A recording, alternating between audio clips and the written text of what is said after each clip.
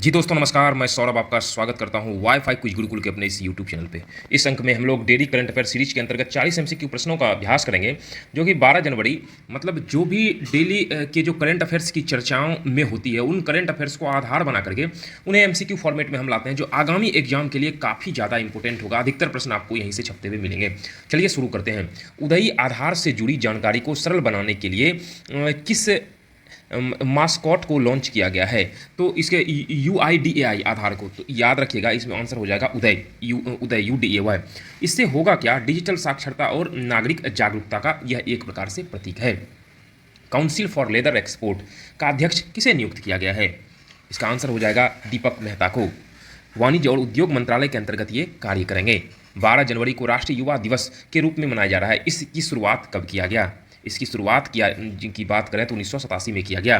12 जनवरी को स्वामी विवेकानंद की जयंती मतलब युवाओं में राष्ट्र निर्माण की भावना को प्रेरित करने के लिए इसे स्टार्ट किया गया। उत्तराखंड हाईकोर्ट के नए मुख्य न्यायाधीश के रूप में किसे नियुक्त किया गया है? इसका आंसर हो जाएगा justice Manoj Kumar Gupta. Option B is the right answer हो जाएगा। और इसका प्रावधान जो है, नियुक्ति का प्रावधान किसमें है? अनुच्छेद 217 में नियुक्ति का प्रावधान, हाई कोर्ट में जजेस की नियुक्ति का प्रावधान राष्ट्रपति के द्वारा किया जाता है, याद रखिएगा। पुस्तक अग्रि सरस्तुतो विकासी धीना कमलम किसके जीवन पर आधारित है? यह जो है राष्ट्रपति द्रौपदी मुर्मू के जीवन पर आधारित है, और राष्ट्रपति द्रौपदी मुर्मू के भी राष्ट्रपति हैं, तो यह 15वीं राष्ट्रपति हैं, याद रखिएगा। और ये ऐसे रहने वाली कहाँ की है? तो उड़ीसा की रहने वाली हैं। भारत अंतर्राष्ट्रीय लोकतंत्र एवं चुनाव निर्माण प्रबंधन सम्मेलन की मेजबानी कौन कर रहा है? इसका आंसर हो जाएगा किसके द्वारा? तो भारत निर्वाचन आयोग, इलेक्शन कमीशन ऑफ इंडिया के द्वारा। Option A is the right answer हो जाएगा। लोकतंत्र और चुनावी पारदर्शिता में वैश्विक भागीदारी को बढ़ावा देने के लिए हाल ही में लॉन्च की गई साइन स्कीम किस संगठन की पहल है? संगठन की बात करें तो इसका आंसर हो जाएगा आपका bureau of Indian standard, BIS। और इसका मुख्य रूप से महिलाओं के लिए स्किल ट्रेनिंग को बढ़ावा देना है, इंडस्ट्री स्टैंडर्ड्स से जोड़ना है ताकि वे अपनी व्यापार कर सकें। Inter operable criminal justice system national ranking 2026 में किस राज्य की पुलिस ने पहला स्थान प्राप्त किया है? इसका आंसर हो जाएगा Haryana police. Option see the right answer हो जाएगा। पुलिस, कोर्ट, जेल अभियोजना, इन सबको एकीकृत किया जाएगा डिजिटली रूप से, ताकि जो जस्टिस हो उसमें डिले ना हो, जल्द से जल्द जस्टिस दिया जा सके। किस राज्य ने 26,070 करोड़ की कमला हाइड्रो इलेक्ट्रिक प्रोजेक्ट को मंजूरी दी? तो इसका आंसर हो जाएगा अरुणाचल प्रदेश के द्वारा दिया गया। नवीकरणीय ऊर्जा परियोजना है एक प्रकार से। सड़क निर्माण के लिए बायो बिटुमिनस का व्यावसायिक उत्पादन करने वाला दुनिया का पहला देश कौन सा है? तो इसमें आंसर हो जाएगा भारत, इंडिया हो जाएगा। Option number C is the right answer होगा, ताकि पेट्रोलियम पर निर्भरता कम हो और पर्यावरण अनुकूल रहे। भारत की पहली पूरी तरह से पेपरलेस जिला अदालत कौन सी बनी है?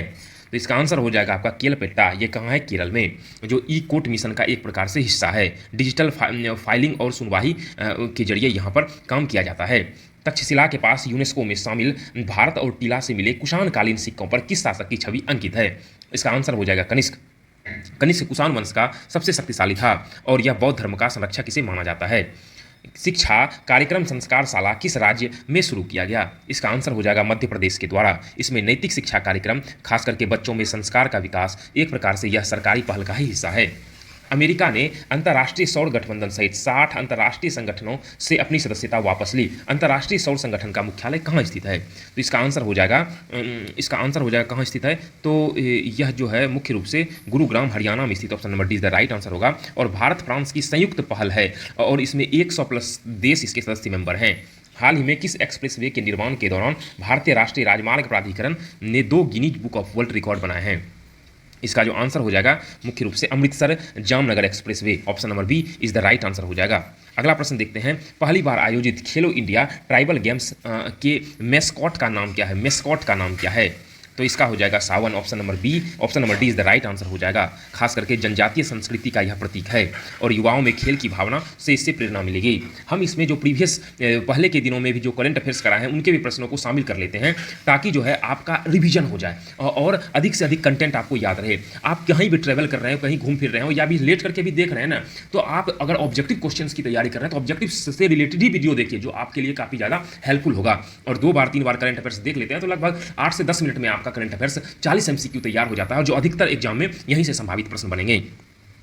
UIDAI का मुख्यालय कहाँ स्थित है? इसका मुख्यालय की बात करें तो कहाँ पे है? नई दिल्ली में स्थित है। Option number B is the right answer हो जाएगा। अगला है UIDAI की स्थापना कब किया गया? इसकी स्थापना 2009 में किया गया और आधार अधिनियम 2016 है। UIDAI के चेयरपर्सन वर्तमान में कौन है? तो नीलकंठ मिश्रा जी इसके चेयरपर्सन हैं। नीति और डिजिटल पहचान विशेषज्ञ हैं ये। आधार मस्कॉट उदय का डिजाइन किसने जीता है? तो इसका डिजाइन किसके द्वारा जीता गया? अरुण गोकुल के द्वारा। ये त्रिशूर केरल के रहने वाले हैं। राष्ट्रीय युवा दिवस का मुख्य उद्देश्य क्या है? मुख्य उद्देश्य है नेतृत्व, युवाओं में नेतृत्व, अनुशासन और आत्मविश्वास विकसित करना। Option number B. Swami Vivekananda ji का जन्म कब हुआ? तो 12 जनवरी 1883 ईस्वी में हुआ और वे रामकृष्ण परमहंस जी के शिष्य थे। उन्होंने वेदांत दर्शन पर उन्होंने मुख्य अध्ययन किया था। जस्टिस मनोज कुमार गुप्ता वर्तमान में किस हाई कोर्ट में जज हैं? तो इसमें आंसर हो जाएगा इलाहाबाद हाईकोर्ट में ये जज हैं। द्रौपदी मुर्मू का जन्म कब हुआ था? इनका जन्म 20 जून 1958 को हुआ था और यह स्वतंत्र भारत की प्रथम महिला राष्ट्रपति हैं। स्वतंत्र भारत में जन्म लेने वाली पहली महिला राष्ट्रपति बनी और ओडिशा की ये प्रथम महिला आदिवासी नेता भी हैं।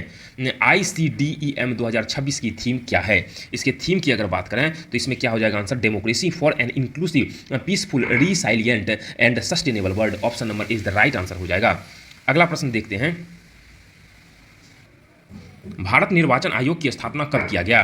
तो 25 जनवरी 1950 को किया गया। Option number A. यह एक प्रकार की संवैधानिक संस्था है।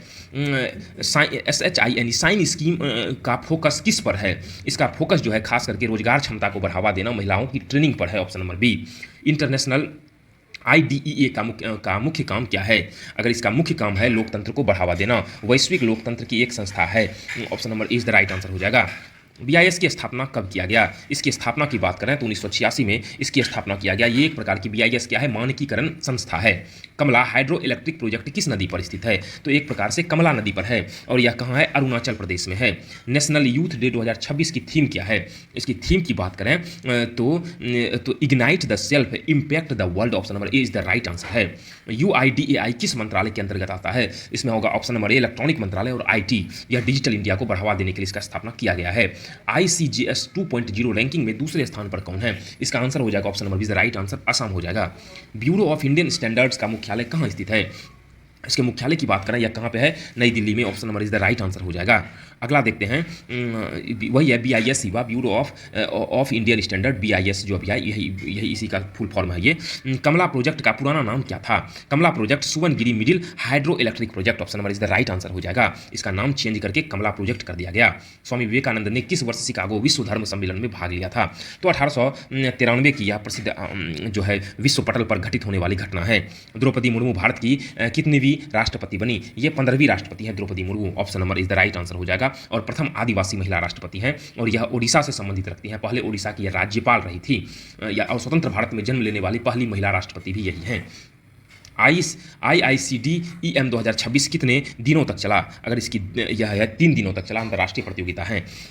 NCERB किस मंत्रालय के अंतर्गत आता है? यह गृह मंत्रालय के अंतर्गत आता है। Option number is the right answer हो जाएगा। BIS पहले किस नाम से जाना जाता था? इंडियन स्टैंडर्ड इंस्टीट्यूट, पहले इसे ISI के नाम से जाना जाता था। यह एक प्रकार के मार्क चिन्ह के लिए प्रसिद्ध है। इस प्रकार डेली करंट अफेयर सीरीज के अंतर्गत आज का करंट अफेयर्स करा दिया गया। वीडियो को देखने के लिए, वीडियो को लाइक करने के लिए, चैनल को सब्सक्राइब, अपने दोस्तों के साथ रिकमेंड करने के लिए मैं सौरभ अपनी पूरी वाईफाई कुछ गुरुकुल टीम की ओर से आपका आभार व्यक्त करता हूं। मिलते हैं अगले अंक में, तब तक के लिए जय हिंद, जय भारत। ध्यान रखिएगा अपना और लगातार पढ़ाई करिएगा।